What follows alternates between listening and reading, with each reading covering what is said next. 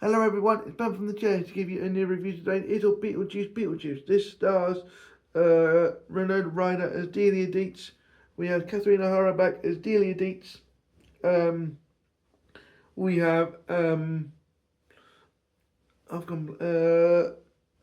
Ortega back as no, it's not back, but she's in it as the daughter of Delia Dietz, Asteroid Dietz. Gina Davis and Alec Baldwin aren't back in this film. They used a plot device to move on to the afterlife, even though they enjoyed being with Delia Dietz at the end of the film. Jeffrey Jones is not in this film because things have happened in real life, so they're not using him. So they're not using him in this film. So the plot device is he's died, and they've conveniently had to go back to the house that they vacated for the funeral. Because he died off screen looking at birds. So for some reason they don't go back to where they were living. They go back to the house. So the plot's a bit odd because they go back to the house where none of them are living now, but they haven't sold it because Delia doesn't go there or do anything because of the past and everything. But even though the ghosts aren't there now, and bits and pieces, and so they go back to the house because Charles was using it as for his bird thing, but the plot didn't really say why they had to reconvene there. But because I think he lived there, but Delia didn't because she was on like an art tour. It was convoluted basically to get people back to the house.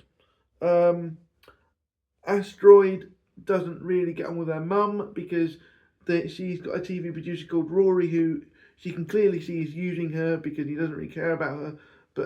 But the Asteroid's dad and Delia's original partner died whilst he was out fishing and dealing with fish and wildlife and stuff, looking at monuments and bits and pieces, and he's never really forgiven Lydia because it's the one person she can't make contact with is her dad, and it's one person that she would want her mum to deal with because you can just see everyone else's ghosts and past, but you can't see mine. So it's a better storyline as one, but it's convoluted to get back to the house. There's more jump scares this time. I actually jumped. Maria Buchanan plays Dolores, who is this other demon who is that like the actual kind of like villain of this film. But that's where the film falls down. I mean, the Maria Buchanan plays Dolores, who is the wife of Beetlejuice, who they kind of murdered each other. But you don't really see her really. You see her walking through corridors, and then with like music and the way she kind of like gets rid of other ghosts. But I wouldn't say she's like threatening. It's just like if you just had the storyline of you know Beetlejuice trying to get hold of Astrid because he wants to come back out and he uses Astrid as the weakness, then that'd be fine. But I didn't buy the strand of Beetlejuice being married to Dolores, and she was a little bit weak because when it got to the ending, she was stopped very easily considering how many ghosts she had disposed of through the film, walking through corridors, because none of them actually met. Really, she was a very weak villain. It was just something to stretch out the film a bit more. We have and then Asteroid meets a character called Jeremy, who is a friend she meets when she escapes from her mum during the film. That was a nice plot twist, actually. I'm not going to go into that now because I don't want to ruin the whole film for you. But I did find that that the plot twist with Beetlejuice's wife didn't really work. I did think that Astrid and her mum's